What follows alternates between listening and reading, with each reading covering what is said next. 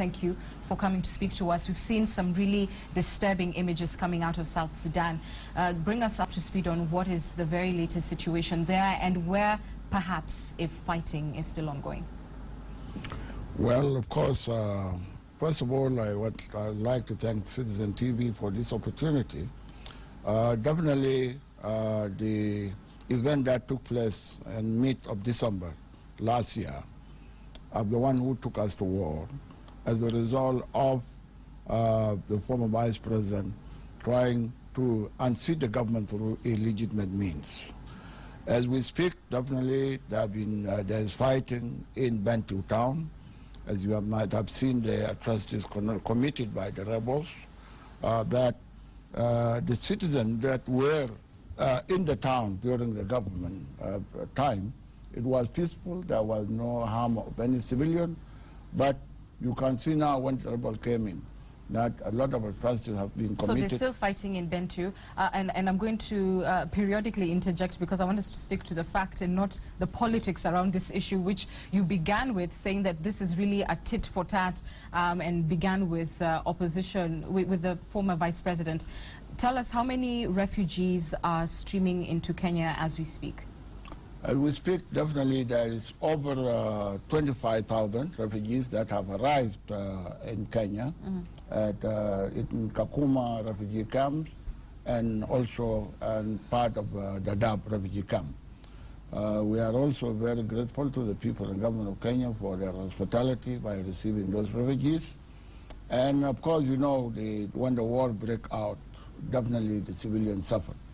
So we are hoping that the IGAD peace talk will be resuming soon, and we hope to really find a permanent ceasefire, because as a government we are committed to peaceful resolution of this conflict, and we know that if IGAD comes and we have permanent ceasefire, we'll now be relieving the citizens from all this suffering. Yeah, you refer to those talks. I'll come to that. I think they're expected to start in 3 days. But here's what your government is accused of: killing at least 50 people at a UN base in Jonglei on April the 17th.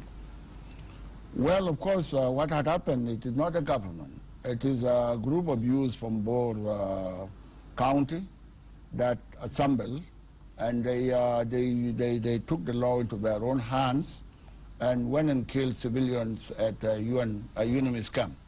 The government have strongly condemned the act and have asked the authorities in Jonglei State to bring the leaders of those youths to book so that they face the consequences of their action. Human Rights Watch reports having seen government troops in fatigue, 300 of them, descend upon that camp.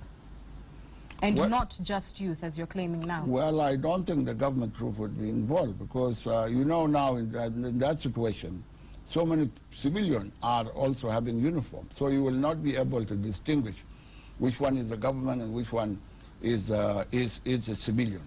But equally, you can see, why would the government condemn the act if they were part of that? So the government has never been part of that. The government has been trying to protect the civilian, but where was here you have a government group of people who have taken up to where was government protection for that particular camp? Because in the way the attack was carried out, at first there was a warning that was issued several hours in advance. Certainly this information was relayed by the United Nations. Where was the government to protect those who were taking shelter there? Well, you know, the UNMIS camp are protected by the UNMIS forces that are already there in place. The government cannot enter UNMIS camp, government forces. It is forbidden by the United Nations law. Within the camp, certainly, but outside of it, where these quote-unquote rebel fighters, you're calling them, were, why didn't the government intervene there? Well, I think there was a sort of deceit from those youths, because they thought they were using peaceful protests.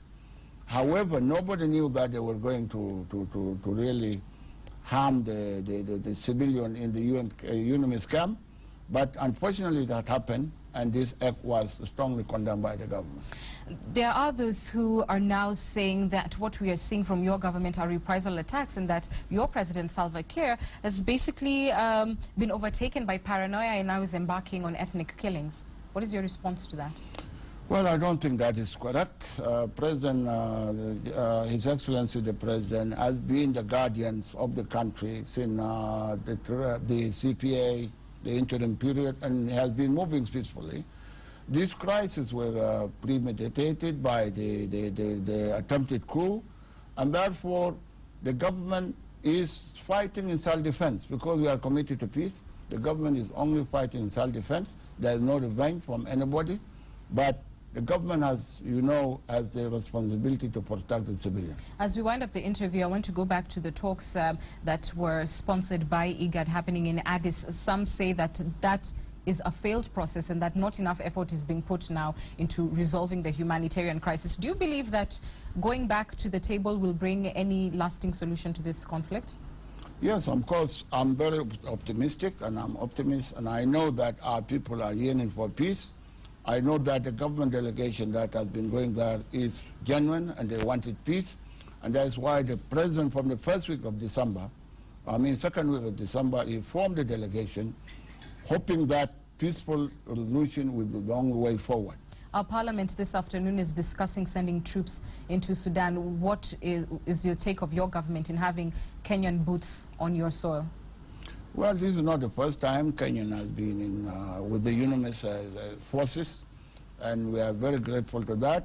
It is something that has been agreed in the last summit by head of state and government of IGAD, and therefore it is a welcoming process. Well, I hope for the people of South Sudan, whom Kenyans have hosted over the years and feel particularly close to, that you would be able to bring this situation to a quick resolve. That is Ambassador Majok Guandong speaking to us. We're going to take a short break on Citizen Live at 1. I'll be back with more stories after these messages.